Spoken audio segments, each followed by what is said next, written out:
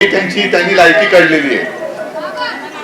सगळे भ्रष्ट गुंड लोक त्यांच्या पक्षात घेतले आणि आता त्यांना जी काही मुंबई पाहिजे ती कोणाच्या घशात घालायला अरे जोरात ओरडा कळलंय तुम्हाला.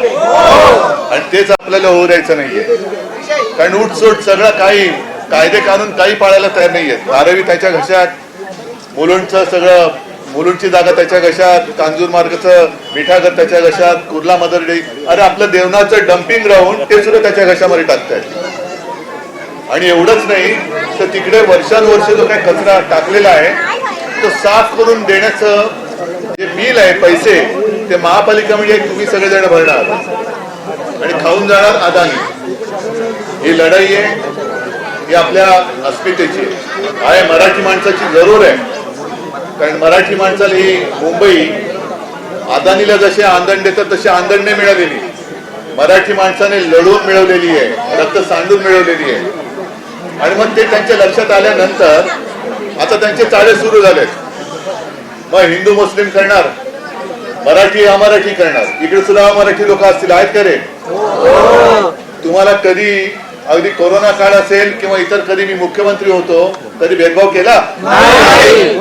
मी तर म्हणून उलटा उत्तर भारतीयांना जाऊन विचारा की ज्या वेळेला कोरोनाचं संकट होतं आपण ट्रेन मागत होतो, अमित शहा ट्रेन द्यायला तयार नव्हते. हे काही लोकांना कळत नाहीये. आणि आता त्यांनी जो काय प्रचार विषारी प्रचार सुरू केलेला आहे त्या प्रचारात मला जायचं नाहीये. माझं त्यांना खुलं आव्हान आहे की तुम्ही मुद्द्यावरती बोला.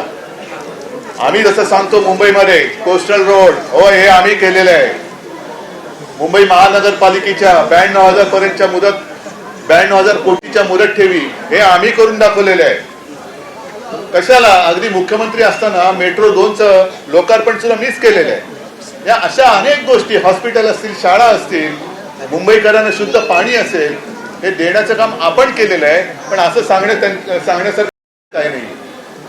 आणि म्हणून आणखीन एक आव्हान मी भाजपला देतोय की तुमची जिथे राज्य आहे म्हणजे अहमदाबाद असेल किंवा आणखीन कुठे असेल तुम्हाला घेतली तुमची सत्ता आणि तुम्ही तिकडे काढलेलं दिवाळं आणि त्याच्यासमोर माझ्या मुंबईने केलेली प्रगती ही तराजूमध्ये टाका आणि हिंमत असेल तर जनतेसमोर जा. मोदी आले झाले तर त्याला 10-12 वर्ष झाली. 100 स्मार्ट सिटी करणार होते. एक तरी स्मार्ट सिटी केल्याचं ऐकू येत आहे काय?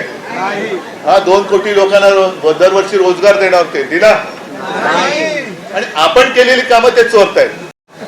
म्हणजे एवढा निगरगट्ट कोडगेपणा निर्लज्जपणा हा राजकारणामध्ये महाराष्ट्राच्या खास करून कधी पाहिलेला नव्हता. तुम्ही पाहिलं होतं? बाकीच्या गोष्टी तर सोडा पण रिगलच्या इकडे आपण शिवसेना प्रमुखांचा पुतळा उभा केलाय. पाहिलंय तुम्ही? हा पुतळा हा आपण उभा केलेला आहे. ती जागा आपण निवडली, त्या पुतळ्याचा खर्च आपण केला आणि विशेष म्हणजे त्या पुतळ्यावरती 2-2.5 वर्ष जे काम चाललं होतं ते माझ्या देखरेखीखाली चाललं होतं. आता मिंदेने लावलंय हे आम्ही केलं. अरे तुम्ही चोरी केली ते सांगा. हे चोर ते चोर वर शिरजोर अशा या चोरांच्या हातामध्ये मुंबई जाऊ द्यायची. मजबूत आहात? उमेदवार कोण? धर्मेंद्र काळे माहिती त्यांची निशाणी काय आहे? मी इथल्या सर्वांना म्हणजे शिवसैनिक तर आहेत पण महाराष्ट्र नवनिर्माण सेना सोबत आहे, पवार साहेबांची राष्ट्रवादी सोबत आहे. मी याही आधी सांगितलं होतं जो महाराष्ट्र प्रेमी आहे, जो मुंबई प्रेमी आहे त्यांनी आमच्या सोबत आहे. अगदी भाजपचा कार्यकर्ता असेल हे आमच्या, तू जर मुंबई प्रेमी असशील, मराठी प्रेमी असशील हे आमच्या सोबत आहे. अगदी उघडण्यात आलं तरी मत देऊन जा, मत देऊन जा. याचं कारण आता जर का तू मुंबई वाचवली नाहीस तर ते तर बसलेच आहेत. पॅटर्न सुरू केलाय साहेब. बरोबर ना, लुटायला बसलेच आहेत. आपण मुंबई आपल्याला विकास करण्यासाठी पाहिजे आणि मुंबई त्यांना लुटायला पाहिजे.